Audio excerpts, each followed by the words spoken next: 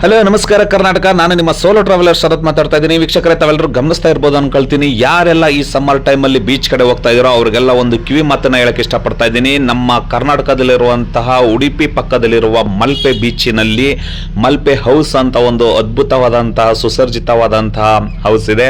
ಅಲ್ಲಿ online room booking ಕೂಡ ಇದೆ. ನೀವೇ ನೋಡ್ತಾ ಇದ್ದೀರಾ, ತುಂಬಾ ಸುಸರ್ಜಿತವಾದಂತಹ ಗಾರ್ಡನ್ ಇದೆ. ಸೊ ಎಲ್ಲರೂ ಕೂಡ ಪಾರ್ಟಿ ಕೂಡ ಮಾಡ್ಬೋದು. ಫ್ಯಾಮಿಲಿ ಪಾರ್ಟಿ ಇದೆ, ಫ್ರೆಂಡ್ಸ್ ಪಾರ್ಟಿ ಇದೆ, ಏನ್ ಬೇಕಾದ್ರೂ ಅಲ್ಲಿ ಆರಾಮಾಗಿ ಪಾರ್ಟಿಗಳು ಮಾಡ್ಕೊಂಡು ಬರ್ಬೋದಾಗಿದೆ.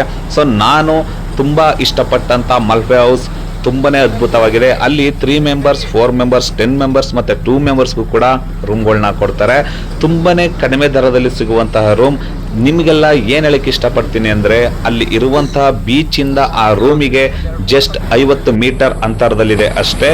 ಸೊ ನೀವು ಈವ್ನಿಂಗ್ ಟೈಮಲ್ಲಿ ನೀವು ತಾರಸಿ ಮೇಲೆ ಹೋಗಿ ನಿಂತರೆ ತುಂಬಾನೇ ಅದ್ಭುತವಾದಂತಹ ಗಾಳಿ ಕೂಡ ನಿಮಗೆ ಬರುತ್ತೆ.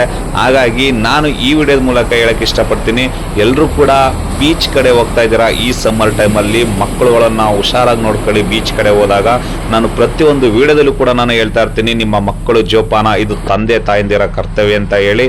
ಹಾಗೂ ದೊಡ್ಡವರು ಕೂಡ ಅಷ್ಟೇ, ಅಲೆ ಬರುವ ಮುನ್ಸೂಚನೆಯನ್ನ ತಿಳ್ಕೊಳ್ಳಿ, ಸುಮ್ಮನೆ ಏಕಾಏಕಿ ಮುಂದೆ ಹೋಗಬೇಡಿ ಅಂತ ಹೇಳ್ತಾ ಈ ಮಾತನ್ನ ಇಲ್ಲಿಗೆ ಮುಗಿಸ್ತಾ ಇದ್ದೀನಿ. ಒಮ್ಮೆ ನೀವು ಯಾವುದೇ ಕಡೆ ನಮ್ಮ ಕರ್ನಾಟಕದಲ್ಲಿ ಬೀಚ್ ಕಡೆ ಹೋದ್ರೆ ದಯವಿಟ್ಟು ಮಕ್ಕಳನ್ನ ಹುಷಾರಾಗಿ ನೋಡ್ಕೊಳ್ಳಿ. ಯಾವುದೇ ರೀತಿ ವ್ಲಾಗರ್ಸ್ ಈ ತರ ಹೇಳ್ಕೊಡಲ್ಲ. ನಾನು ಪ್ರತಿನಿತ್ಯ ಮಕ್ಕಳಿಗೆ ಫಸ್ಟ್ ಪ್ರಿಫರೆನ್ಸ್ ಕೊಡ್ತಾ ಇದ್ದೀನಿ. ಏನಕ್ಕೆ ಅಂದ್ರೆ ನಮ್ಮ ಮುಂದಿನ ಪೀಳಿಗೆಗೋಸ್ಕರ.